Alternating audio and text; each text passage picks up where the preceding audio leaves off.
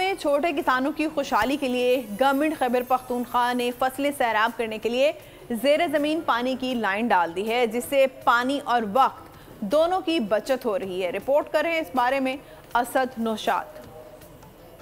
जी हाँ, बिल्कुल। कोहाट में भी खैबर पख्तूनख्वा हुकूमत की जानिब से ऑन फार्म वाटर मैनेजमेंट ने छोटे किसानों की खुशहाली के लिए जो छोटे प्रोजेक्ट लगाए हैं उनमें पाइपिंग का ज़बरदस्त काम किया गया है और छोटे ज़मींदार इससे काफ़ी मुस्तफ़ीद भी हो रहे हैं। उन ज़मींदारों का ये कहना है कि इस जो पाइपिंग अंडरग्राउंड पाइपिंग की गई है, इससे उनके जो पानी का मसला था, पहले जो दिनों में और हफ्तों में पानी पहुंचता था, वो अभी चंद घंटों में मशीन के बटन दबाते ही वह पानी उनके फसलों तक पहुंच रहा है।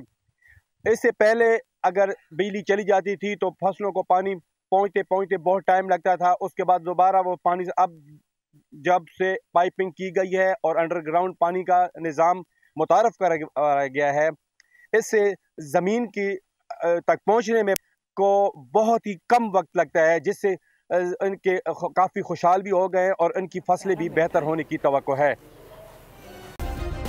सब्सक्राइब करें और बेल दबाएं ताकि कोई खबर रह न जाए।